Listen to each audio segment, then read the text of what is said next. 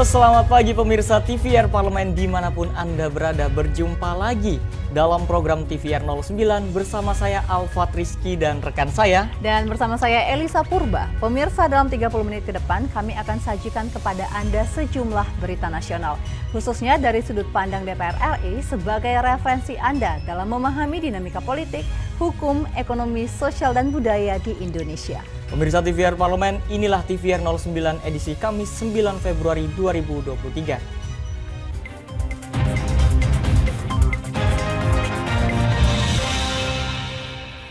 Pemirsa, kita awali TVR 09 pada pagi hari ini dari pimpinan DPR RI yang menghimbau masyarakat Indonesia untuk tidak terprovokasi serta menunggu penyelesaian kasus pembakaran Al-Quran di Swedia. Pimpinan DPR RI juga berharap Dubes Swedia untuk Indonesia untuk memberikan pemahaman kondisi Islam di Indonesia kepada warga Swedia. Wakil Ketua DPR RI Muhaimin Iskandar menyayangkan masih adanya provokasi Islamofobia di beberapa negara Eropa, khususnya kejadian pembakaran kitab suci Al-Quran di Swedia. Dalam kegiatan ramah tamah dengan masyarakat Lombok Praya, Muhaimin menganggap hal tersebut tidaklah baik untuk suatu negara karena akan mendapatkan protes dari negara lainnya, bahkan berdampak terjadinya boikot produk-produk yang berasal dari Swedia. Muhaimin menilai kasus pembakaran Al-Quran merupakan tindakan yang akan dikecam banyak pihak karena akan merusak hubungan pada jalur agama. Ia menghimbau warga Indonesia tetap tenang dan menunggu hasil hukum yang ada di negara Swedia. Pertama, sangat menyesalkan dan marah atas tindakan yang dilakukan oleh warga negara itu, yang tentu ini menjadi pembelajaran semua bangsa untuk menghormati agama dan keyakinan orang lain. Di Indonesia alhamdulillah semua bisa tetap sabar, tetapi tetap mengambil hikmah untuk tidak lagi ada emosi sekaligus kemarahan hanya gara-gara perbedaan agama. Kita semua warga bangsa alhamdulillah solid. Secara internasional ini dikecam oleh semua pihak. Tentu Dubes Swedia hendaknya menangkap semua perkembangan di Indonesia dan mencontoh perkembangan Indonesia.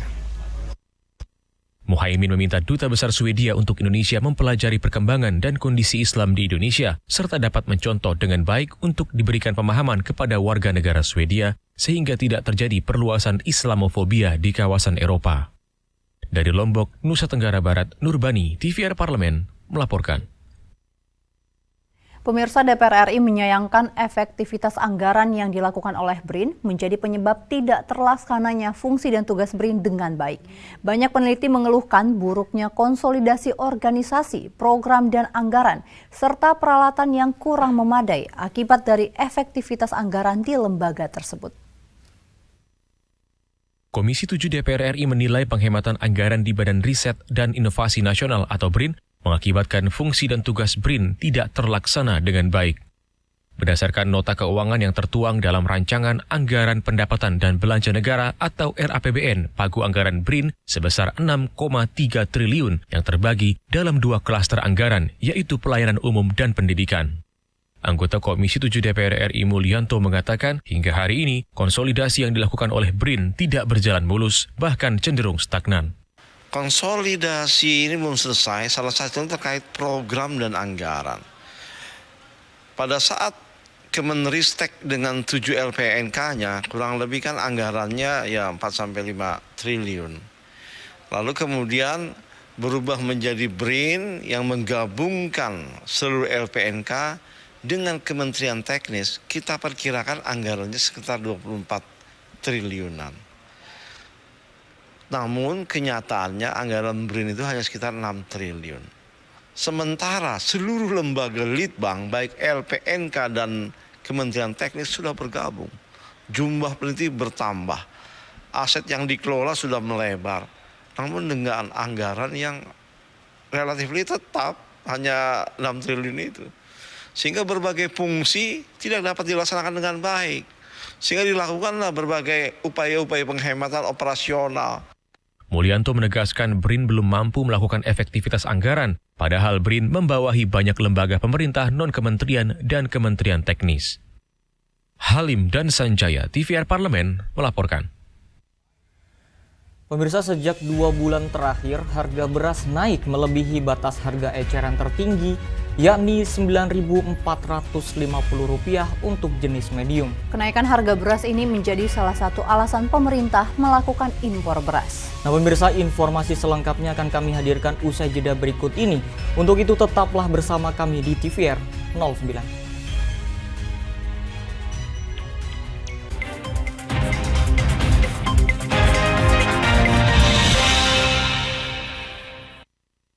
Utang-utang dulu saya. Mereka yang tidak cukup paham teredukasi bagaimana menyuarakan aspirasi demi memperoleh jawaban. Sini ditambang untuk seperti itu, warga sini tidak mengizinkan. Sebab apa? Itu menyangkut isi perut kami semua. Hadir menelisik mulai dari hulu ke hilir. Mengapa? Nah, kalau kita telusuri kenapa banjir ini hampir setiap terjadi, hingga menemukan apa yang belum terkuak secara nyata. Kan kabeh niku sedulur, Pak. Nek kula ngrencangi mriki, mesti mriki gelo, nek kula ngrencangi mriki mesti mriki gelo. Nggih kedah adil wae, Pak, tengah-tengah. Menghadirkan peran anggota DPR RI demi mendapatkan solusi. Saksikan Suara Dapil, Senin sampai Jumat pukul 10 waktu Indonesia Barat, hanya di TVR Parlemen.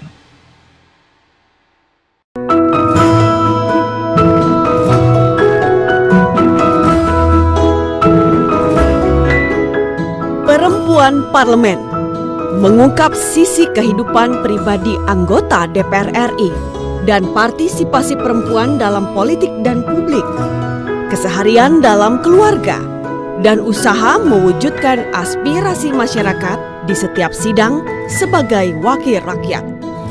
Jangan lewatkan Perempuan Parlemen.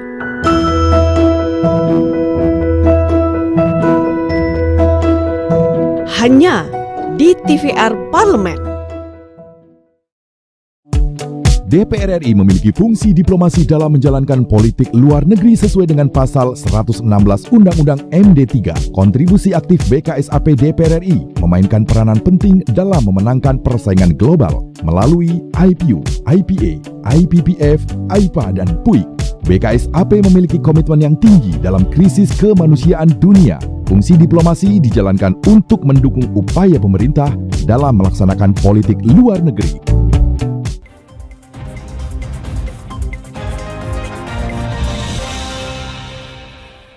Terima kasih pemirsa, Anda masih setia menyaksikan TVR 09. Pemirsa, dalam rangka mengatasi persoalan kenaikan harga serta ketersediaan beras, Komisi 4 DPR RI meminta pemerintah untuk merasionalisasi antara harga beli masyarakat dengan biaya produksi, serta meningkatkan program operasi pasar.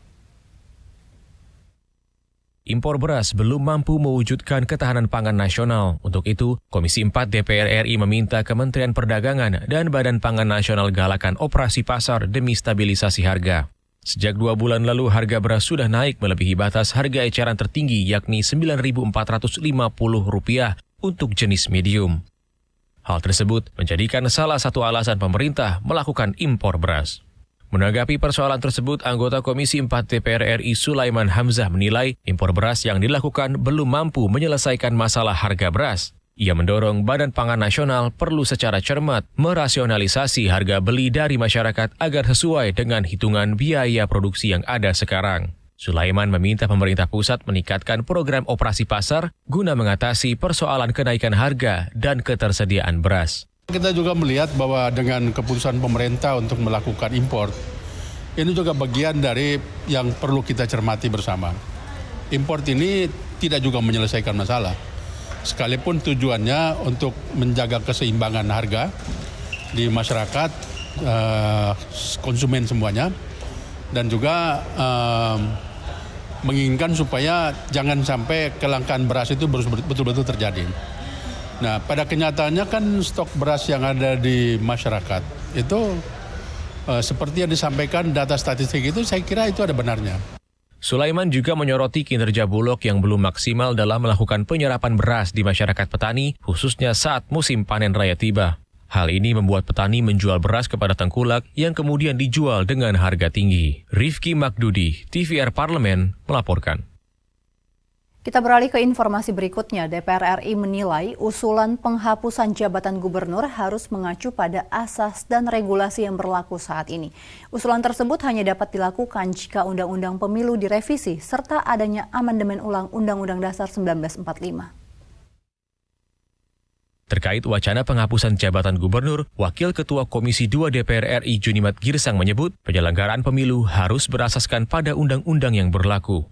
Junimart menyebut pemilihan umum atau pemilu telah diatur pada pasal 22E Undang-Undang Dasar 1945 dan Undang-Undang Pemilu Nomor 7 Tahun 2017, sehingga penghapusan jabatan gubernur hanya dapat dilakukan jika dilakukan revisi pada asas dan regulasi yang berlaku saat ini, yaitu melalui mekanisme amandemen ulang Undang-Undang Dasar 1945 serta revisi Undang-Undang Pemilu.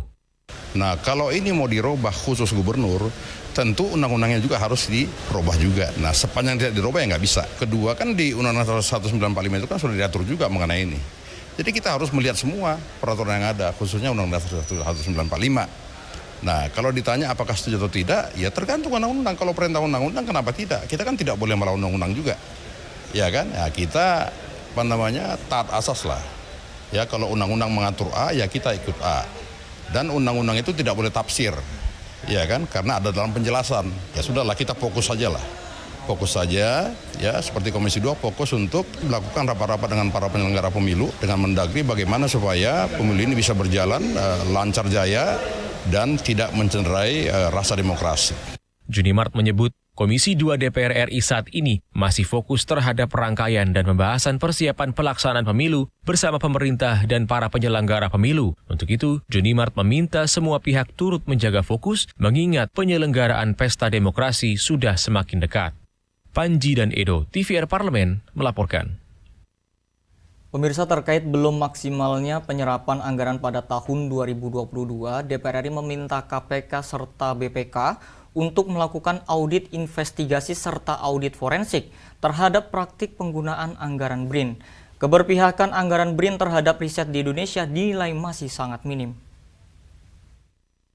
Wakil Ketua Komisi 7 DPR RI Maman Abdurrahman meminta Komisi Pemberantasan Korupsi atau KPK beserta aparatur terkait untuk mengusut praktik penggunaan dan pemanfaatan anggaran Badan Riset dan Inovasi Nasional atau BRIN. Pasca pembentukan BRIN, Maman Abdurrahman menilai banyak permasalahan yang terjadi baik di sumber daya manusia maupun dalam pemanfaatan anggaran BRIN. Dicatat 80% anggaran atau sekitar 4 triliun dari total anggaran 6,3 triliun dialokasikan untuk belanja pegawai. Realisasi anggaran untuk program masyarakat juga dicatat tidak terserap dengan baik. Untuk itu, Maman mendesak KPK untuk mengusut serta Badan Pemeriksa Keuangan atau BPK untuk melakukan audit investigasi serta audit forensik terhadap praktik penggunaan anggaran BRIN pada tahun 2022. Perlu kita pahami selama kurang lebih 1-2 tahun terakhir ini, pasca terbentuknya BRIN, banyak sekali permasalahan. Baik itu permasalahan di internal BRIN-nya, hubungan antar sesama periset, dan tidak sedikit juga diduga banyak sekali tindakan-tindakan ketidakprofesionalan yang dilakukan oleh beberapa pejabat-pejabat terkait yang ada di BRIN. Dalam hal ini, saya menegaskan pertanggungjawab penuh Kepala BRIN terhadap situasi ini. Dari 6,3 triliunan, 4 triliun itu dipakai untuk belanja pegawai. Anggaran yang dialokasikan untuk menyerap kondisi masyarakat di bawah dan terkait riset hanya kurang lebih 2 triliun. Lebih lanjut, Maman menilai keberpihakan anggaran BRIN terhadap riset di Indonesia masih sangat minim. Alokasi untuk program masyarakat dicatat hanya 800 miliar dan hanya terrealisasi sebesar 100 miliar rupiah. Dodi Muharam, TVR Parlemen, melaporkan. Pemirsa, beberapa waktu belakangan berbagai komoditas mengalami kenaikan yang cukup signifikan. Mengatasi permasalahan tersebut, DPR RI meminta pemerintah melakukan intervensi serta mencari tahu penyebab lonjakan harga pangan. Nah, pemirsa, kita akan simak informasi selengkapnya setelah jeda berikut ini.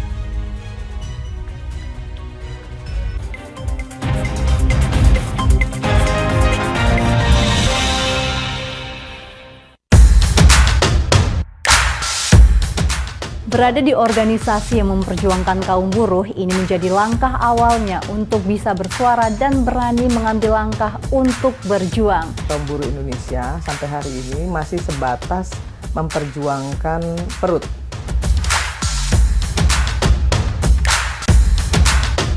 alasan Ibu bisa fokus terhadap tenaga kerja khususnya kaum buruh Indonesia itu apa sih, Bu?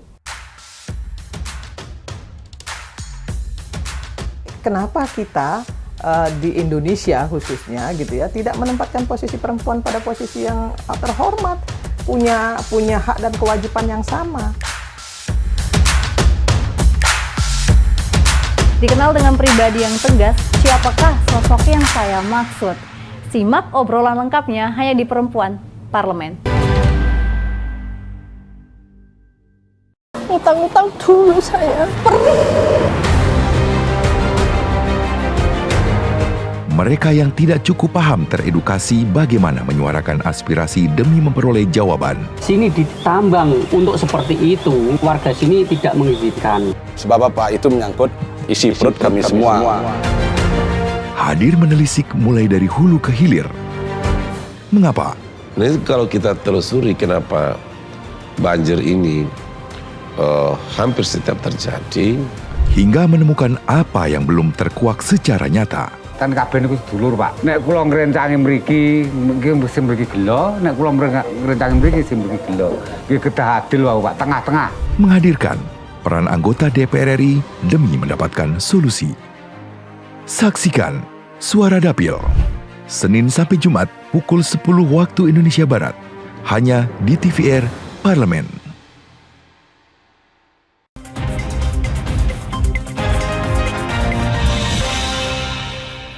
Pemirsa, Anda masih bersama kami di TVR 09. Pemirsa, kenaikan harga pangan di Tenggarai mengakibatkan terjadinya inflasi pada Januari 2023 sebesar 0,34%. Peran Badan Pangan Nasional atau Bappenas dinilai penting dalam mengendalikan pasar. DPR RI berharap Bappenas membuat kebijakan serta mengalokasikan anggaran dalam memberantas mafia pangan. Nah, pemirsa, kebijakan impor komoditas pangan yang dilakukan oleh pemerintah juga disayangkan oleh DPR RI. Kebijakan impor pangan dinilai terjadi akibat koordinasi data lintas sektoral tidak sesuai dengan kondisi real di lapangan.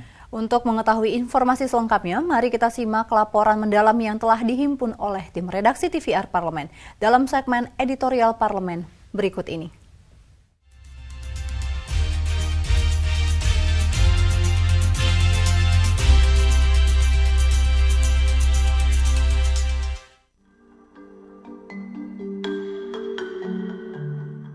Sejak awal tahun 2023, komoditas pangan silih berganti mengalami kenaikan harga. Beras dan daging ayam merupakan komoditas yang mengalami kenaikan cukup signifikan. Di sisi lain, minyak goreng milik pemerintah ikut naik, bahkan langka. Anggota DPR RI mendesak para menteri dan lembaga sektor pangan melakukan intervensi dan tidak membiarkan kenaikan harga pangan terus terjadi. Pemerintah harus mencari penyebab-penyebab lonjakan harga pangan. Badan Pusat Statistik mencatat kenaikan harga pangan ikut menyumbang inflasi. Pada Januari 2023, anggota Komisi 4 DPR RI menyoroti peran Badan Pangan Nasional atau Bappenas dalam menjaga stok dan stabilitas harga pangan dengan mengendalikan pasar. Bappenas seharusnya bisa menguasai lebih dari 60% produksi pangan di dalam negeri, terutama beras. Sehingga stok dan harga tidak dikendalikan mafia-mafia pangan. Kebijakan dan alokasi anggaran Bappenas untuk menghadapi mafia-mafia pangan secara apple to apple sangat diperlukan, termasuk melibatkan ID Food dan Bulog untuk mengatasi masalah pangan dan lebih mensejahterakan petani. Mafia pangan kan yang mengendalikan pergudangan, mengendalikan stok. Nah, dengan demikian ya tidak boleh tidak, harus kuasai stok, beli dari petani. Nah, sekarang ini mafia pangan yang menguasai. Jadi dengan demikian mafia pangan juga mengatur harga dan lain sebagainya. Kalah Badan Pangan Nasional. Jadi saya meminta kepada Badan Pangan Nasional supaya fokus, supaya dialah yang menjadi pengendali, bukan mafia. Kebijakan pemerintah melakukan impor beberapa komoditas pangan juga menjadi sorotan anggota DPR RI. Koordinasi data lintas sektoral dengan kondisi real di lapangan seringkali menjadi persoalan. kebijakan impor cenderung berdekatan dengan masa panen raya. Anggota Komisi 6 DPR RI tidak bosan-bosannya mengimbau Kemendak melakukan koordinasi dengan Kementan serta menggandeng Bappenas dan stakeholder pangan lainnya terkait data produksi, kebutuhan, dan stok pangan nasional sesuai kondisi real. Selain impor, operasi pasar jangan sekedar menjadi pemadam kebakaran yang bersifat sementara dalam menurunkan harga pangan. Pemerintah harus rajin melakukan inspeksi dan operasi pasar secara reguler.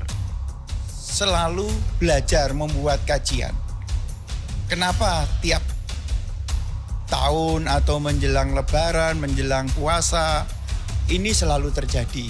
Seharusnya ini kan sebagai pelajaran buat Kementerian Perdagangan untuk mengevaluasi, dan kesiapan dari pemerintah itu harus selalu ada barang-barang ini sebelum ada kejadian langka. Ini kan di sektor hulunya ini kan kita udah pegang, tinggal di hilirnya ini gimana kita cara mengawasi dan cara menyalurkannya itu. Rajin turun ke lapangan, ya lihat harga di lapangan tuh berapa. Dari menterinya, dari dinas provinsi, dinas kabupaten kotanya, ya kepala dinasnya turun, ya biar tahu harga di lapangan berapa. Memastikan tidak hanya memastikan harga terkendali, tapi juga ketersediaan supply dan dan demand itu secara akurat.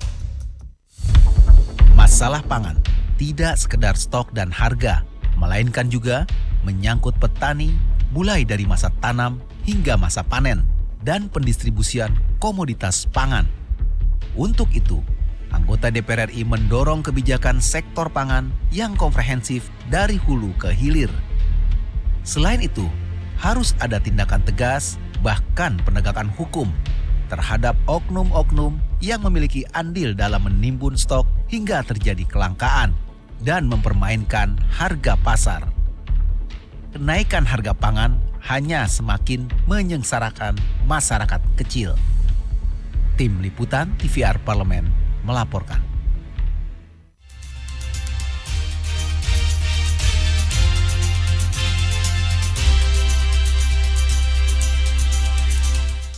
Ya pemirsa dan juga Elisa, semoga permasalahan pangan ini bisa segera teratasi karena memang masyarakat ini baru lepas dari pandemi COVID-19. Betul sekali. Dan pemirsa dan Elisa, kira-kira Elisa kalau misalkan jalan-jalan berkeliling, sukanya itu ke perkotaan atau ke pegunungan? Karena udah tinggal di kota, tentu jalan-jalannya pegunungan dong, Alfat. Alfat gimana? Setuju dong, karena pegunungan kan kalau misalkan kita berwisata di alam pegunungan yang berhawa sejuk dan berpanorama indah, memang sesuatu yang sangat menyenangkan, Elisa. Betul sekali. Dan akan membuat pikiran Anda nih pemirsa segar kembali. Nah, tentu kita akan hadirkan nih untuk pemirsa juga yang menjadi rekomendasi tempat wisata yang tentunya akan memandangkan mata nih Alfat dan juga pikiran pemirsa, karena ini salah satunya letaknya ini dekat dengan kita, ada di daerah Bandung. Wah. Dan pemirsa, informasi saat lagi, untuk itu tetaplah bersama kami di TVR 09.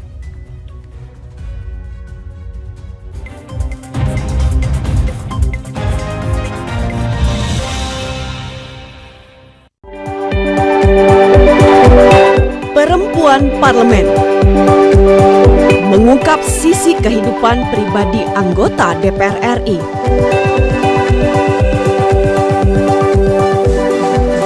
Dan partisipasi perempuan dalam politik dan publik. Dan usaha mewujudkan aspirasi masyarakat di setiap sidang sebagai wakil rakyat.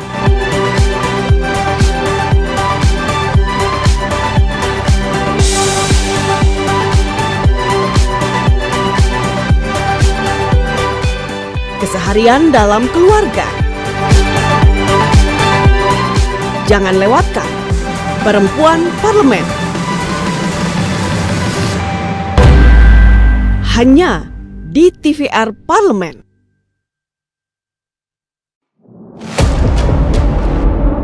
Sini ditambang. Konflik yang terjadi. Warga sini tidak mengizinkan. Masalah yang tersisihkan menjadi kesenjangan sosial. Ya namanya rakyat kecil gak bisa apa-apa, mau komplain juga gak didengar. Sebab apa? Itu menyangkut isi perut kami semua.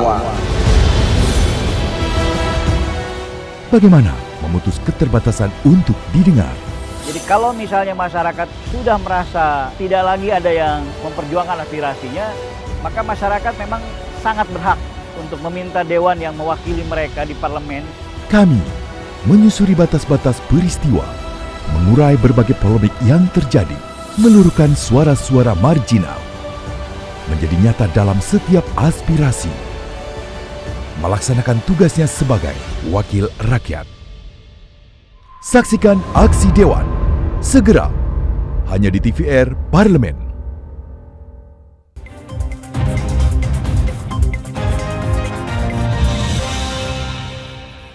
Terima kasih pemirsa, Anda masih bersama kami di TVR 09. Nah Elisa, tadi kita sudah ngomongin terkait dengan Bandung. Nah kebetulan Elisa ini pernah kuliah di Bandung. Nah tolong ceritain di Bandung ini ada apa aja? Tentu kita tahu ya Alfat, kalau misalnya kita ke Bandung, ini nggak beda jauh sama Jakarta. Karena tentunya ada mall, juga banyak kafe yang unik ya pemirsa. Pemirsa juga dan Alfat juga pasti udah sering juga ke Bandung nih. Nah tapi tadi kita ngomong-ngomong soal pegunungan, tentu di Bandung ini nggak kalah dengan keindahan alamnya. Karena pemirsa pasti tahu nih, salah satu tempat yang paling populer untuk dikunjungi. Namanya adalah kawasan wisata Tangkuban Perahu. Tangkuban Perahu ya Elisa, dan pemirsa, wisata Tangkuban Perahu ini memang memberikan nuansa yang berbeda daripada wisata lainnya yang ada di Bandung. Karena mungkin Bandung itu terkenalnya mungkin hanya Lembang dan sebagainya itu ya.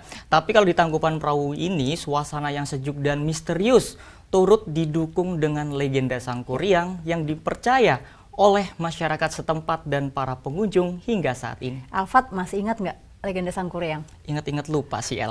Nah kalau pemirsa gimana? Ingat-ingat lupa juga nggak? Nah mari kita saksikan pemirsa indahnya pemandangan Tangkuban Perahu dan juga informasi selengkapnya dalam segmen Intips, informasi dan tips berikut ini.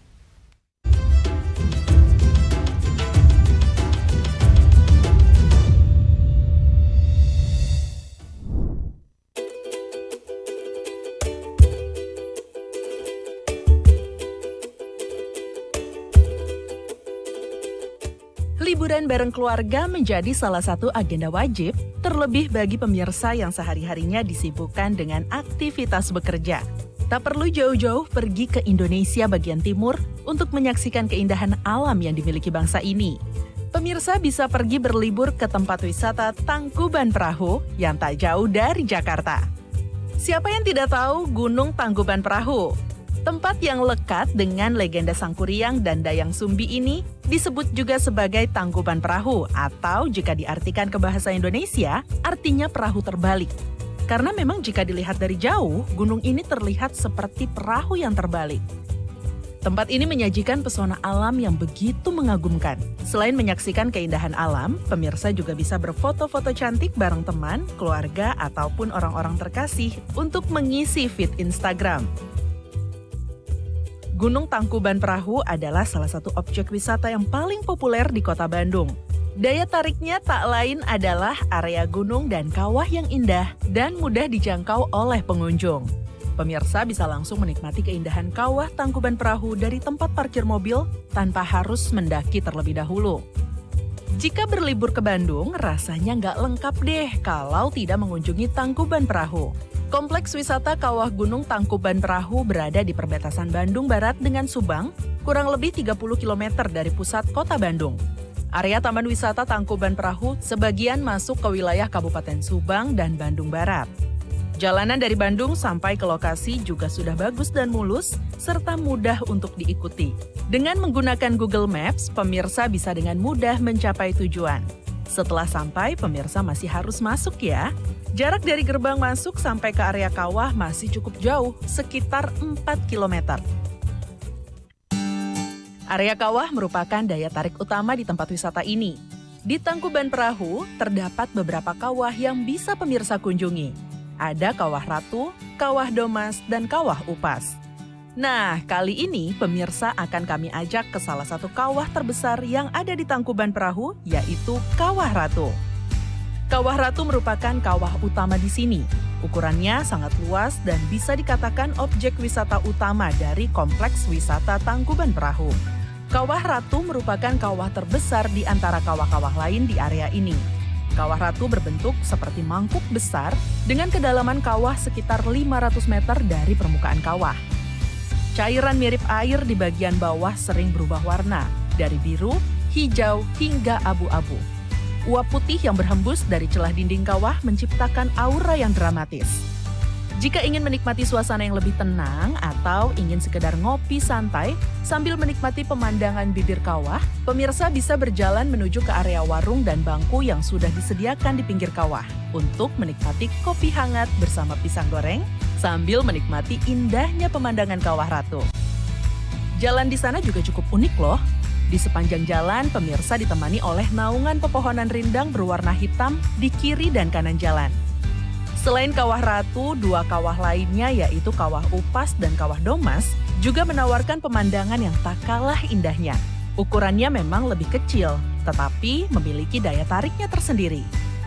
Kawah Upas berjarak 1,5 km dari Kawah Ratu, sedangkan Kawah Domas berjarak 1,2 km. Kalau pemirsa punya waktu lebih, bisa banget loh untuk menyusuri 3 kawah yang ada di kawasan wisata Tangkuban Perahu. Fasilitas di area Tangkuban Perahu juga terbilang cukup lengkap. Untuk parkir mobil, pemirsa bisa langsung parkir di area pinggir Kawah Ratu. Sedangkan untuk bis, parkirnya di area khusus sebelum kawah, dan untuk tempat parkir motor terletak di dekat masjid. Terdapat pula beberapa menara pandang, di mana pemirsa bisa melihat area kawah secara lebih luas ataupun melihat area Taman Wisata Tangkuban Perahu. Di sekitar kawah juga berjejer tempat makanan dan jajanan. Jadi pemirsa tidak perlu khawatir kelaparan atau haus di tengah jalan. Selain itu terdapat juga area khusus pedagang oleh-oleh yang bisa pemirsa beli sebagai buah tangan untuk keluarga di rumah. Sekian informasi dari kami, semoga bisa menambah list destinasi wisata untuk pemirsa. Sampai jumpa di Intip selanjutnya.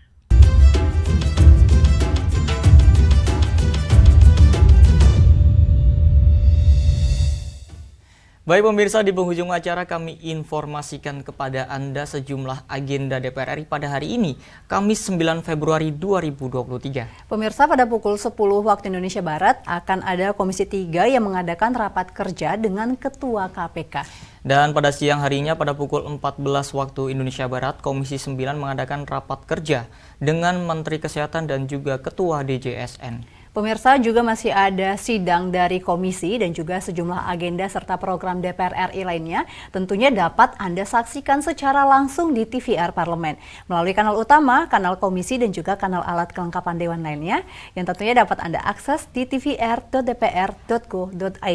Dan pemirsa, kami juga mengucapkan selamat Hari Pers Nasional buat Anda dan juga para rekan pers yang ada di seluruh Indonesia. Dan pemirsa TVR Parlemen, demikian TVR 09 edisi pagi ini. Kami ingatkan virus COVID-19 masih ada. Untuk itu terus taati protokol kesehatan dimanapun Anda berada. Dan pemirsa, bagi Anda yang belum melakukan vaksin booster, diharap untuk bisa segera melakukan vaksin booster. Betul sekali. Dan pemirsa, kami segenap kru TVR Parlemen yang bertugas mengucapkan terima kasih telah menyaksikan TVR 09 pagi ini. Ada saya Elisa Purba dan rekan saya Alfat Rizky. Sampai berjumpa kembali di TVR 09 esok pagi. TVR Parlemen, referensi Indonesia.